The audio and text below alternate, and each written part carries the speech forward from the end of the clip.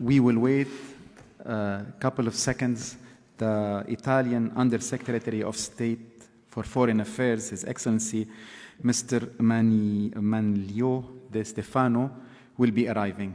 So we take just a couple of seconds break.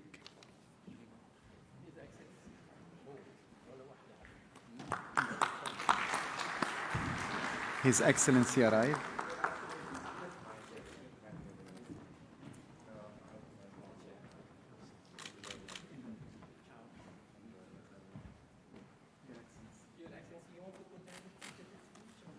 When is my time? It's the right time. Please.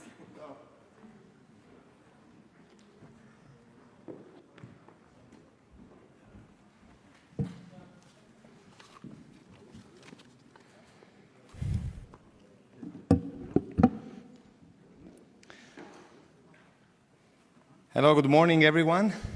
Please let me convey to you the greetings of the Italian government, which I'm honored to represent today. Your Excellency, the Secretary General, distinguished guests, ladies and gentlemen, it is a great honor for me to attend the 2021 International Arab Banking Summit and welcome you all here in our beautiful Rome, only 2 years after the 2019 edition. For Italy, cooperation with the Arab and Mediterranean friends, neighbors, is on top of the international agenda, as the patronage of the presidency of the Council of Ministers perfectly exemplifies. At the same time, the cooperation with Arab, Mediterranean and North African countries represents a priority of the Italian international agenda. Due to its geographical position and peculiar history, Italy is indeed a natural bridge between Europe and the countries of this area, which are among our most relevant economic partners. And please allow me to say, I could not agree more on this edition's title. The exit from the economic crisis due to the pandemic is now underway, but it's essential to proceed quickly, strongly, and lastingly with clear strategies in mind. Sustainable and inclusive development and economic growth is both a goal and a tool, as it allows for the implementation of an economic development model compliant with environmental protection and resilient with respect to possible future shocks. It is the potential to fix the productive collapse and social uneasiness that occurred with the crisis. To achieve this strong and lasting recovery, we need reforms assuring efficient production systems and large social protection, both in economic and health terms. The current circumstances require additional engagement from all of us in order to respond effectively to emerging urgent needs. We all need to scale up efforts to strengthen the collective response to the crisis and ensure a quick and effective recovery of our economies. This means focusing first on growth and job creation. Old-fashioned austerity will not work in building back our economies soon and better. We should rather take advantage of innovation, digitalization, clean technologies, public and private partnerships. The signature of an MOU between the Union of Arab Banks and the International Network for Small and Medium Enterprises, which will be taking place shortly, is an excellent sign which goes precisely in that direction. People, their health, and their living standards should stay at the core of our agenda. But you cannot take care of people's well-being if you do not take care of our planet's well-being. This year, as you all know, Italy has been holding the presidency of the G20 and co-chairing the COP26 together with the UK. Our message is that the environmental sustainability is key to achieve long-term prosperity. We need a recovery as green as possible, and we can have it by relaunching quality investments and appropriate fiscal policies. In 2020, investment projects in the Arab and Mediterranean region slowed down. Immediate action is necessary to get those projects back on track.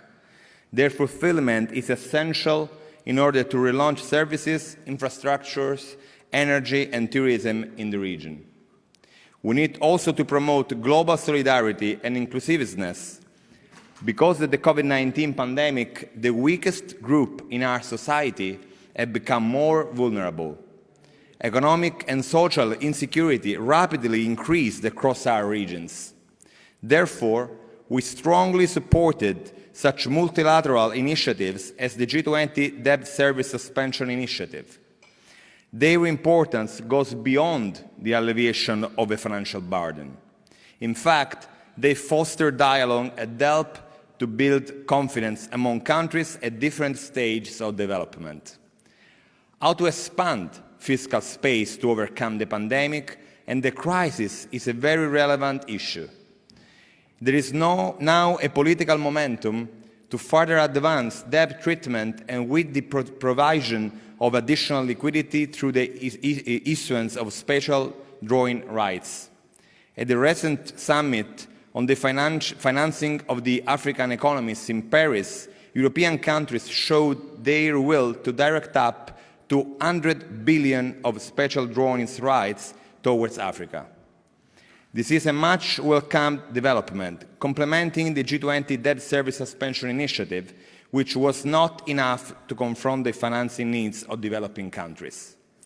We need to ensure that these resources we are providing through debt relief and hopefully soon with special drawing rights, reallocation are used to finance the recovery and priority spending for the UN Sustainable Development Goals, for example, in health, social protection and gender empowerment. I'm talking about $100 billion, so there's room for all these projects. We are proposing to develop a common G20 vision on the use of new fiscal space in alignment with the Standard Development Goals, in close coordination between the development and finance tracks, and in consultation with developing countries, avoiding new conditionalities. I would like to remark this. Please allow me to conclude by saying that such global problems need to be faced together, and we are aware that multilateralism is the only way to build back better and shape a fair, sustainable, inclusive and resilient global economy and society in order to promote the prosperity and the general well-being for our countries and our people. Thank you for your attention. I wish all of you a successful summit and a successful stay in Rome, which I'm sure will bring about a lot of fruitful exchanges among all participants. I thank you again.